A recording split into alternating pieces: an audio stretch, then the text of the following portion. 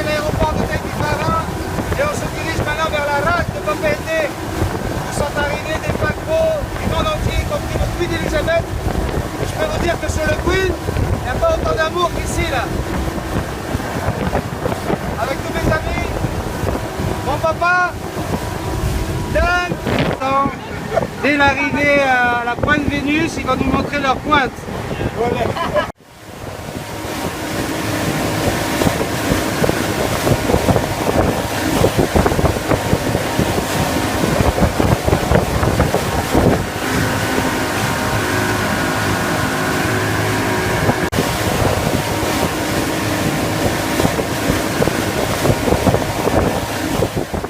Allez, c'est l'heure de l'apéro, on va vous servir tous.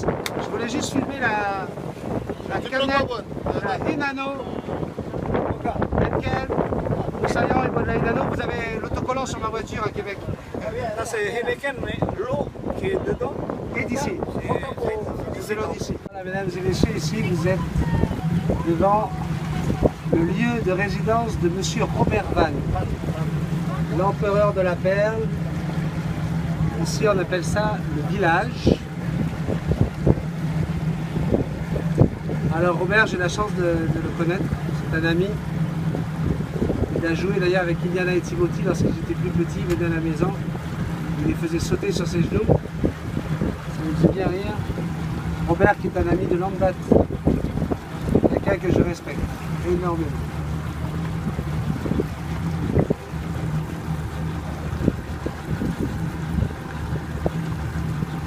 et avec ces barges-là qui vont collecter les nacres. Hein? Ouais. Et à partir des nacres, bon, il y a la perle à l'intérieur. Et bon, on peut s'apercevoir il a un offshore. Je ne sais pas s'il a marqué cigarette, mais...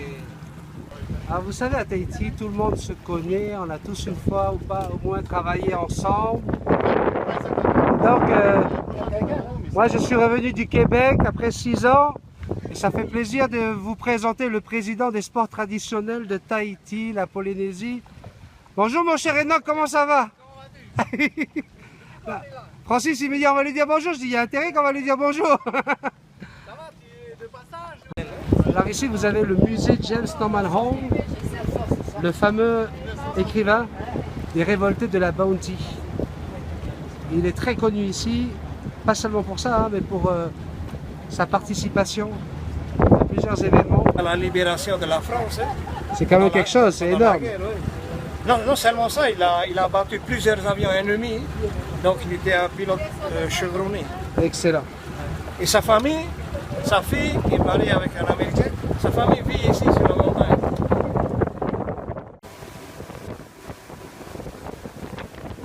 Alors ici, mesdames et messieurs, nous sommes dans la baie Lafayette, juste en face d'un hôtel qui a 7-8 ans déjà, un hôtel Radisson,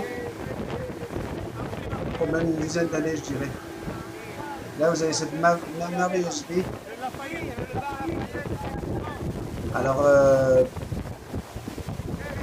notre capitaine de bord, Francis, nous explique un petit peu tout ce qu'il y avait avant à cette époque-là. Il y avait un bar qui s'appelait justement le bar Lafayette, très très connu par les Polynésiens, où on y faisait la fête tous les week-ends. Alors, encore une fois, vous pouvez remarquer hein, le côté volcanique de l'île de Tahiti.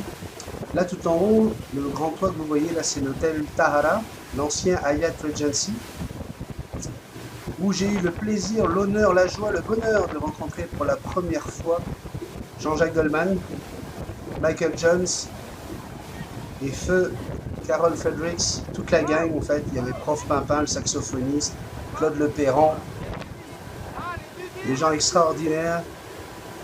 Et là donc nous sommes au bas de l'hôtel. Donc là, mesdames et messieurs, si vous avez une bonne vue, vous allez peut-être voir la queue des sirènes. Ouais, là je suis en train de dire des bêtises parce qu'en fait le lieu que vous voyez là, du fait d'être très discret, très caché lorsque la marée est basse, eh bien c'est un endroit où viennent les naturistes. C'est un endroit réservé pour les naturistes. Donc ça c'est pour faire un petit clin d'œil à des amis, Michel et France qui sont naturistes. Voilà, si vous avez l'occasion de venir avec moi à Tahiti, vous allez pouvoir pratiquer le naturisme ici. C'est le Oka, pour les Québécois qui savent de quoi je parle. C'est le Oka de Tahiti. Et là, en face de nous, nous avons la pointe Vénus.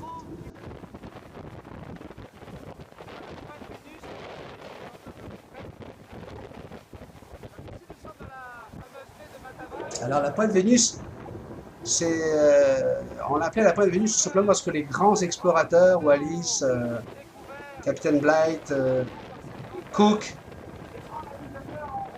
Et donc, pourquoi on a appelé ça la pointe Vénus? Tout simplement parce qu'ils se sont basés sur la planète Vénus.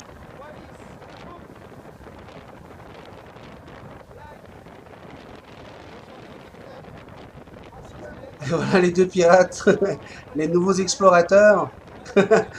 Mais vous savez qu'en Polynésie, les femmes rangent les seins nus, hein, très souvent.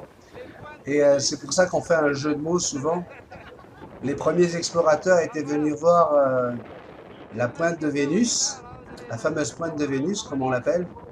Mais je peux vous dire que les nouveaux explorateurs aujourd'hui, des années 2000, viennent plutôt voir les pointes de Vénus. C'est un jeu de mots qu'on fait assez facilement. Regardez, c'est une plage de sable noir complètement. Donc à la différence du sable blanc, hein, pour ceux qui n'ont pas l'habitude, c'est que là, vous avez intérêt de mettre de quoi pour vous protéger les pieds parce que le sable noir garde toute la chaleur du soleil et peut vous brûler les pieds.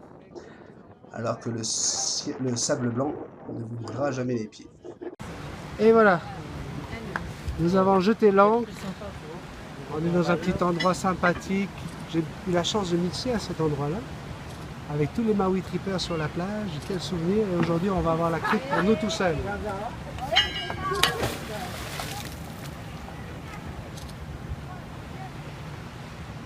En bas du Tara, regardez cette végétation luxuriante, juste à côté de la plage du Radisson.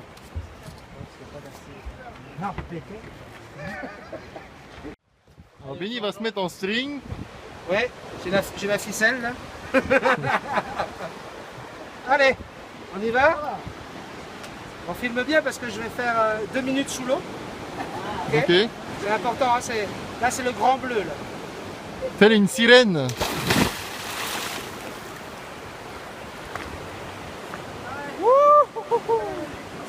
Excellent. Excellent. Coucou tout le monde, ça fait du bien d'être avec mes amis aujourd'hui. Bisous.